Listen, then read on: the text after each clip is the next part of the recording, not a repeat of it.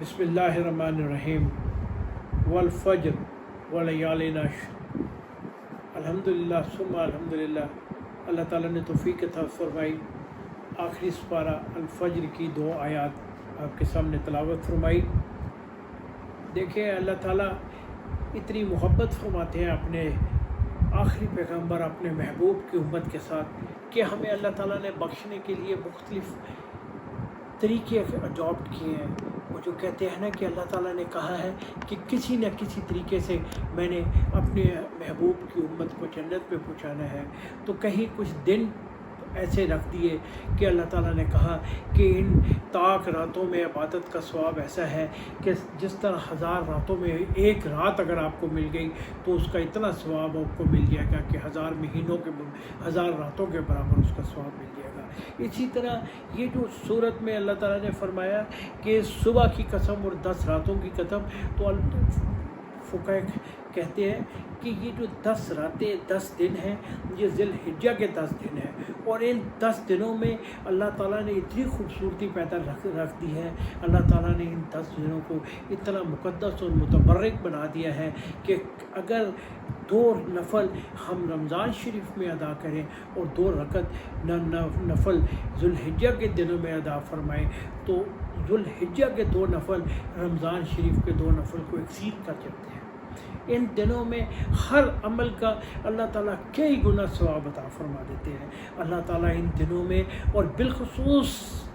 جو 9 ذی الحجہ کا دن ہے کہ جو میدان عرفات کا دن ہے، میدان عرفات میں کہ جہاں حضرت آدم علیہ السلام اور اماں حوا کی توبہ قبول ہوئی تھی، وہاں کہتے ہیں کہ اللہ تعالیٰ کی رحمت جوش مار رہی ہوتی ہے، اللہ تعالیٰ بہانہ تلاش کر رہے ہوتے ہیں، اللہ تعالیٰ فرما رہے ہوتے ہیں کہ جو آ گیا میرے دربار میں اور جس نے ہاتھ اٹھا لیا اور جس نے یہ کہہ دیا کہ اللہ مجھے معاف فرما دے، پلیز گاڈ مجھے معاف فرما دے، اللہ فرگیو کر دے، اللہ اس کو معاف فرما دیتے ہیں، اللہ اس کے تمام گناہ معاف فرما دیتے ہیں۔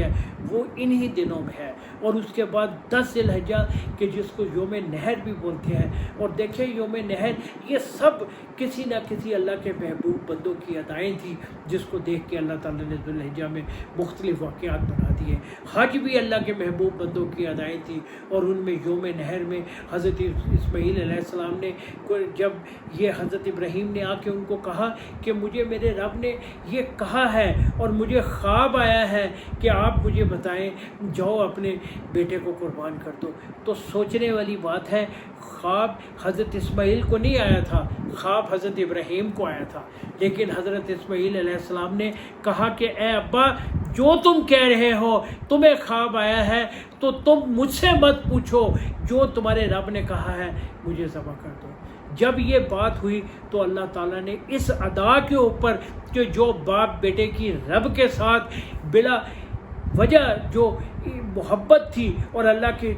حکم کے آگے جھک جانے کی جو ادا تھی، اس کو اتنا پسند فرمایا کہ رب کہتا ہے کہ 10 ذی الحجہ کو یوم نحر والے دن مجھے مسلمان شخص کی قربانی سے زیادہ کوئی ادا ہی نہیں پسند ہے، اور کہتے ہیں کہ اللہ کہتے ہیں کہ قربانی کے جانور کا گوشت زمین پہ، خون زمین پہ ٹپکنے سے پہلے اللہ کو بندے کو معاف فرما دیتے ہیں، اور وہ جانور ایسا ہوتا ہے کہ اس کے اوپر بیٹھ کے آپ جنت میں چلے جائیں۔ تو سواریاں فرما بھی رکھیں، اور ہمارے لیے اللہ تعالیٰ نے یہ کہا، اور ہم یہ چاہتے ہیں،